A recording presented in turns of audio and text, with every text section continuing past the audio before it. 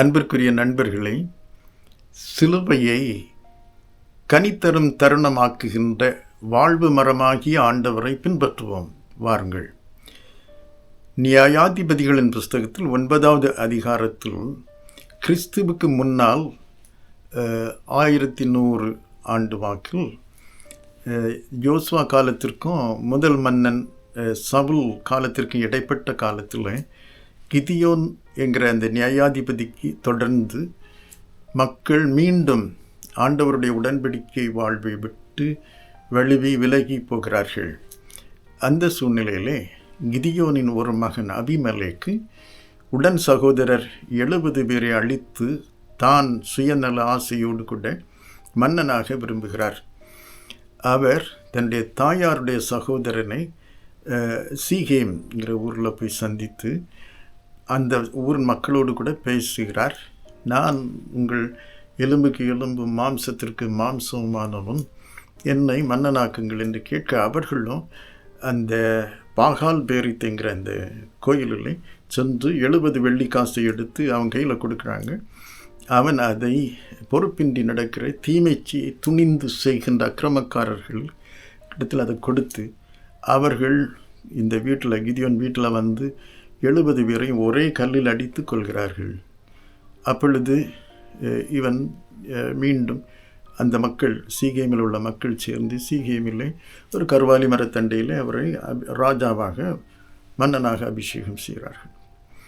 அப்பொழுது அவர்களுக்கு தெரியாமல் தப்பி ஓடின கிதியோனுடைய இன்னொரு மகன், கடைசி மகன் ஜோதாம், அவர் இதை பார்த்து அமைதியாயிராமல் தீர்க்க தரிசனமாக அந்த கெரிசீம் மலை உச்சியிலே சென்று அந்த மக்களை எல்லாம் கேட்கும்படியாய் உறக்க சத்தமாய் பேசுகிறார். மரங்கள் தங்களில் ஒருவரை ராஜாவாக்குவதற்காக நினைத்த ஒரு உவமையை பேசுகிறார். அந்த உவமை கதையின்படி ஒரு மரங்கள் எல்லாம் சென்று முதலாவது ஒரு ஒலிவ மரத்தில் போய் கேட்குறாங்க, நீங்கள் எங்களுக்கு ராஜாவாக இருங்கன்ட்டு. ஒலிவ மரம் சொல்கிறது, நான் ராஜாக்களையும் மனுஷரையும் எல்லாம் பலப்படுத்துகின்ற எண்ணெயை நான் கொடுத்து கொண்டிருக்கிறேன், இந்த பொறுப்பை விட்டு வர முடியாது என்று சொல்லி அவங்க எல்லாம் போய் இந்த மரங்களெல்லாம் போய் அத்தி மரத்துக்கிட்ட போய் கேட்குறாங்க. அப்போ அத்திமரம் சொல்லுது, நான் தேவர்களுக்கு மனிதர்களுக்கு எல்லாருக்கும் பொறுப்பாளர்களுக்கு பிறருக்கும் இனிமையை கொடுக்கின்ற நலனூட்டுகின்ற பழங்களை கொடுக்குறேன், கனியை கொடுக்குறேன், எனக்கு அந்த மாதிரி ராஜாவாக முடியாது என்று சொல்கிறேன். அடுத்தது அவங்க சேர்ந்து திராட்சை தோட்டத்தில் திராட்சை செடி எடுத்து போய் கேட்குறாங்க. திராட்சை செடி சொல்லும், நான் பிறரை நெருக்கடிகளின் மத்தியிலும் மகிழ்வை உற்சாகத்தை கொடுக்கும் வகையில் நான் பொறுப்பாக இருக்கிறேன், நான் வர முடியாது என்று சொன்னார். அப்போது அடுத்ததாக இறுதியாக இந்த மரங்களெல்லாம் சேர்ந்து ஒரு காட்டு முட்செடி நெருஞ்சி காட்டு செடி எடுத்து முட்செடி எடுத்து போகிறாங்க. இப்போ முட்செடி சொல்லும், ஒரே கண்டிஷன், நீங்கள் என்னுடைய நிழலில் நெருங்கி வாருங்கள், நெருக்கமாய் வாருங்கள். முட்செடியில் முள் இருக்கும் இல்லையா, நெருங்கி வாருங்கள். நெருங்கி வரும். இந்த நெருங்கி வரும்பொழுது உலர்ந்து அது வறட்சி அதிகரிக்கும் போது அக்கினியாக பற்றி எறிந்து அனைவரையும் அழித்து விடுகிறது என்று இந்த உவமையை சொல்லி, இதுதான் இன்றைக்கு நாட்டில் நடக்கிறது என்று கிதியோன் உண்மையை உணர்த்துகிறார். பாதுகாப்பை கொடுப்பேன், வாழ்வை வளப்படுத்துவேன், நெருக்கமாய் வரவில்லை என்றால் அழிப்பேன் என்று சொல்கின்ற வாழ்வு.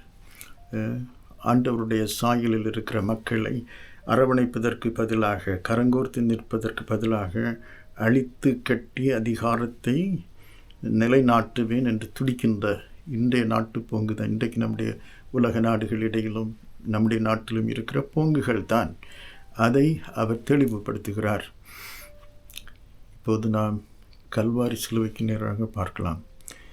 லூக்கா 23:31 ஆண்டவர் சொல்கிறார், பாருங்கள், பச்சை மரம் நான், பச்சை மரத்திற்கு இத்தனை பாடுகள் என்றால் பட்ட மரத்திற்கு என்ன ஆகும்?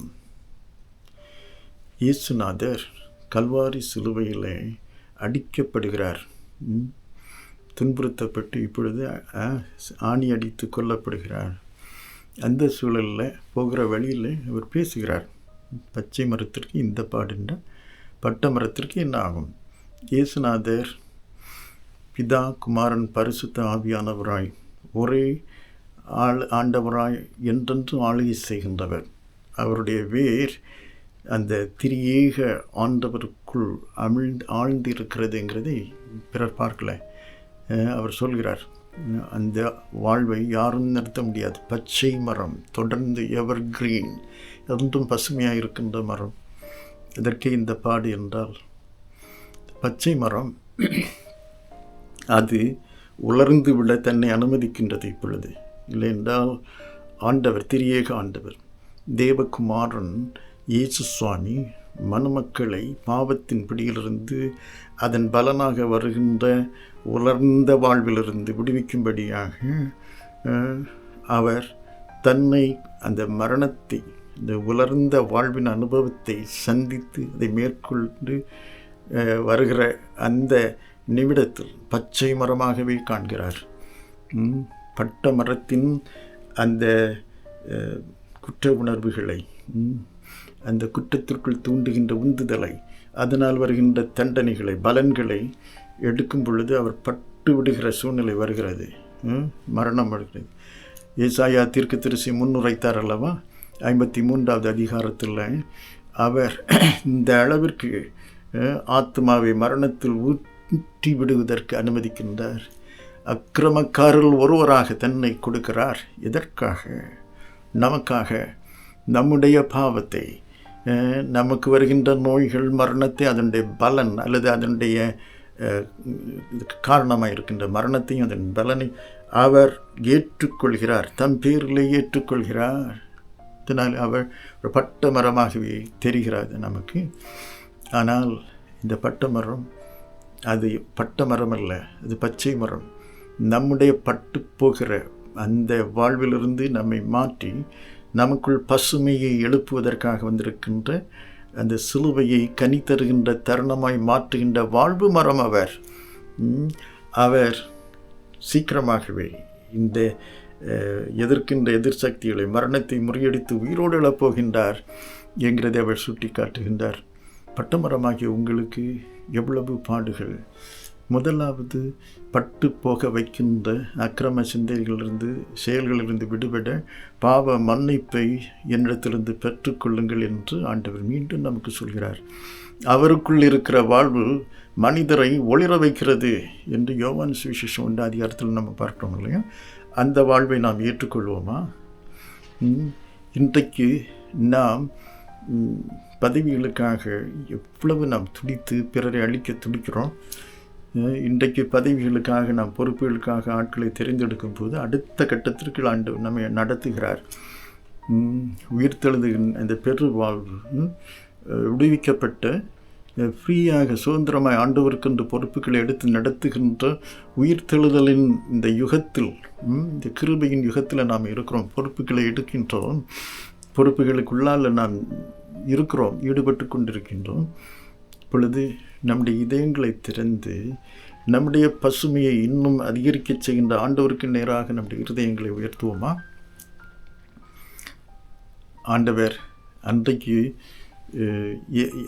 யாத்ராம புஸ்தகத்தில் 3வது அதிகாரத்தில் 2ஆம் வசனத்தில் குறிப்பிட்டபடி எகிப்தின் அடிமைத்தனத்திலிருந்து, அந்த பொறுப்பில், அந்த அந்த அடிமை தலையிலிருந்து விடுவிப்பதற்காக ஏதாவது வழி இருக்கிறதா என்று மோசே அலையும் பொழுது காட்டில் அந்த முள்செடி ஒன்று எரிகிறது, ஆனால் பச்சையாக இருக்கிறது. பச்சை முள்செடி எரிகிறது காட்டுகிறார் அல்லவா?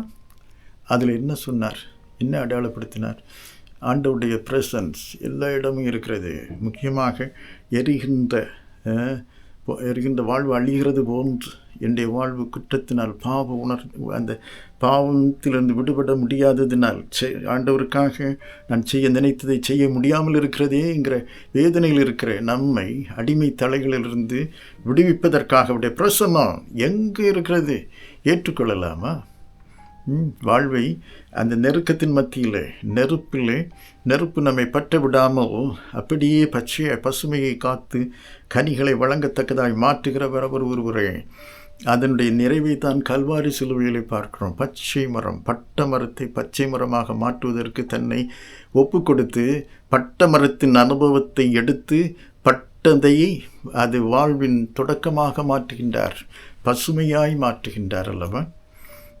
இன்றைக்கும் பொறுப்புகளிலே நாம் போகும்போது இல்லை பொறுப்புகளுக்கு ஆட்களை எடுக்கும் பொழுது கவனமாக இருப்போம். அதற்கு தக்கதாக ஆண்டவர் ஞானத்தை நமக்கு கொடுக்கிறார். ஆண்டவர் நாம் முதலாவதாக பொறுப்புகளிலே ஆண்டவருடைய அந்த தியாகத்தை நம் உள்ளங்களில் எடுக்கத்தக்கதாய் கல்வாரி சிலுவையின் அந்த தியாகத்தை நம்முள் ஊற்றி தியாகத்தை அன்பின் சேவைகளாய் கனிய செய்கிறார் அல்லவா? எடுத்துக்கொள்வோமா? அந்த வாழ்விற்குள் அமைதியாய் நின்று ஆண்டவரை பின்பற்றி சேவை செய்கிறவர்களை அடையாளம் கண்டு பொறுப்புகளை பகிர்வதல்லவா தெய்வ ஞானம்? இல்லை நம்முடைய சொந்த இஷ்டத்தை அந்த அபிமெலேக்கு செய்தது மாதிரி செய்து அழிவை இன்னும் அதிகமாய் பெருக்குகிறோமா? ஜபிப்போம். அன்பின் ஆண்டவரை, உம்முடைய வாழ்வளிக்கின்ற பிரசன்னம் எங்களிடையில் இருக்கிறதை உணர்கிறோம். எங்களுடைய வாழ்வுக்குள் நுழைந்து எங்கள் வாழ்வில் எங்களுக்கு முன்னால் எங்களோடு கூட நடந்து வருவதற்காக எங்களை முன்னேறி வைக்கிற அந்த நடத்தி செல்கின்ற பெரு வாழ்விற்குள்ளாலே திரளாய் வாழ்வை கொடுப்ப, நிறைவான வாழ்வை கொடுக்க எங்களை வழிநடத்துகின்ற கிருபைக்காக நன்றி செலுத்துகின்றோம். ஆண்டவரே, குடும்பங்களிலே சமூகத்திலே வாழ்விழந்து கிடக்கின்ற சூழ்நிலைகளிலே வாழ்வாகிய உம்மை சார்ந்து கொள்ள எங்களுக்கு உதவி செய்யும். நாங்கள் ஆண்டவரே ஒவ்வொரு நாளும் உடைய சமூகத்தில் வந்து நொறுங்குண்ட இருதயத்தோடு நைந்து போன ஆவியோடு கூட உம்முடைய வல்லமையை, உம்முடைய பரிசுத்தத்தை, உம்முடைய நீதி நேர்மையை உள்ளத்தில் எடுத்துக்கொள்ள, அதனால் உம்முடைய ஆவியானவர் தொடர்ந்து எங்களை வழிநடத்தி ஆவியின் கனியை பிறருக்கு பகிரும் வகையிலே வாழ, பொறுப்புகளிலே பகிர்ந்து கொடுக்க கர்த்தர் எங்களை இன்னும் வழிநடத்தும். தொடர்ந்து எங்கள் மூலமாக மகிமைப்படும். இயேசு மீட்பர் வழியாக கேட்கின்றோம் எங்கள் ஜெபம் கேளு நல்ல பிதாவே. ஆமேன். ஆமேன்.